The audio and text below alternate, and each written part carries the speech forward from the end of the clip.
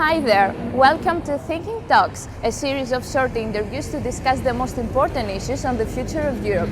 I am Eleftheria Katsi and today I'm meeting with Kevin Maas, Secretary General of the Youth Organization of the European People's Party. Join us in this beautiful Brussels day.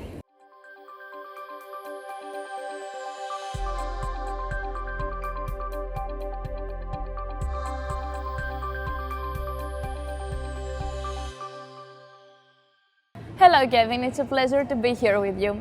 I would like to start with my first question. This week the European Youth Event is taking place, bringing together young people from across the EU to share their ideas and talk about the future of Europe.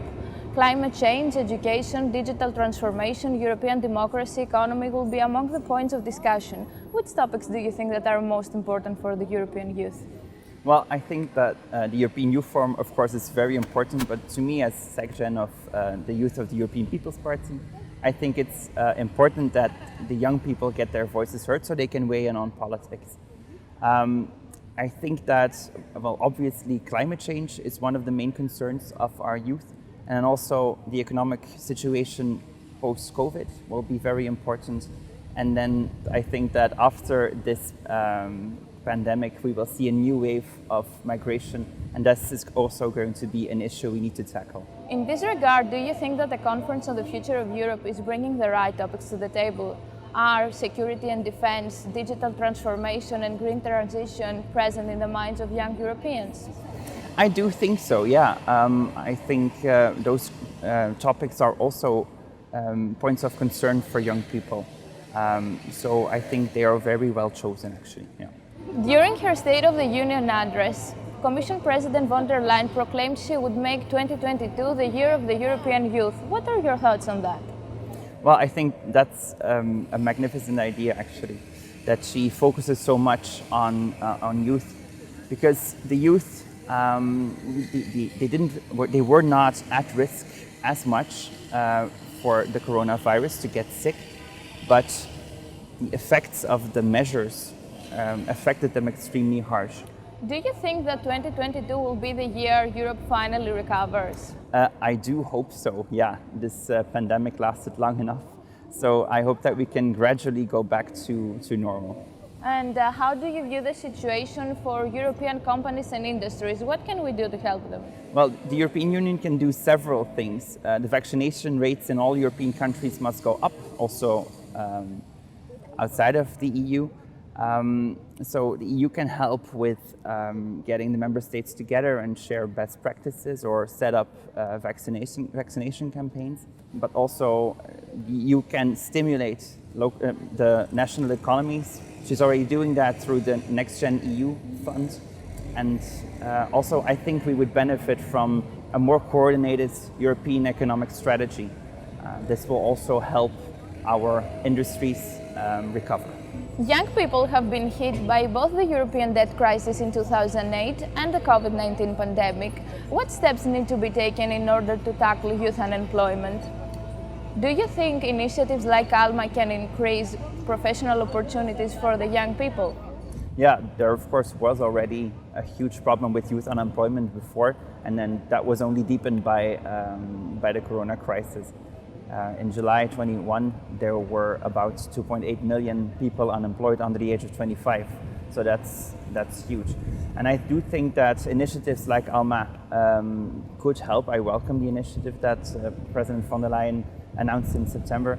But I think that the program itself should be developed in complementarity to the already existing targeted mobility scheme that already assists young people in finding a job or a traineeship or an internship in other EU member states, Iceland and Norway. And what about the difficulty to afford a house or to start a family? Is this generation doomed to face worse living conditions than their parents? That is a very important question. It's a big issue that keeps me up at night, and I do believe that it keeps other people up at night as well.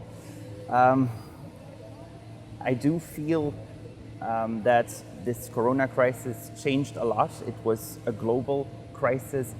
And I think that we now have to seize the moment to transform our economies and to create new jobs and opportunities for people in all member states.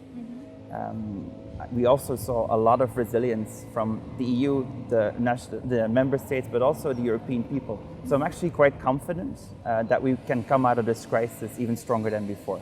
In your opinion, which skills will young workers need for the digital and green workplace of tomorrow? Well, because of Corona, we all had to start working from home, using digital tools, and I think this is here to stay. So I think it's crucial that we teach our young people to handle, to use these digital tools. But also for me, I'm a doctor as well, I'm a general practitioner. I think it's also important that we teach them the psychological and social dimensions around it, to use these digital tools in a healthy way. And how can the EU further encourage the participation of young people in the political debate? And how is YEPP contributing in making the voice of the youth being heard? Yeah. Well, I think the European Commission is already doing a lot to get young people involved in the Conference on the Future of Europe and the consultations surrounding it. I think the EU could reach out more to youth umbrella organizations to get their opinion on certain topics. But I think that it would also be a wise idea to develop like a sort of digital tool that young individuals can use who are not affiliated to a youth organization. And then YEPP, of course, also trying to get their voices heard. We are an umbrella organization for the center-right political youth parties. We comprise 26 of them. And for us, it's very important that we do internal debates, but then afterwards also make sure that the resolutions that we achieve get to the EPP, that we speak about it with the EPP presidency, and that our MEPs that are affiliated with us try to persuade other MEPs to get in our direction. And last but not least, I would like you to share your biggest piece of advice for all those people who are interested in engaging and working in politics. What would you say to them? Well, I would say that if you have something, if you have an idea, or if you truly believe in something and it's worth fighting for, that you should go for it. Sometimes, yeah, the road is hard, especially in the beginning, but if you truly believe in it, go out and get it, I think. We need more young, passionate and motivated people in European politics, so we need you. Thank you, Kevin, and thank you all for watching. Stay tuned for another Thinking Talks episode, and don't forget to follow us on social media using the hashtag Thinking Together.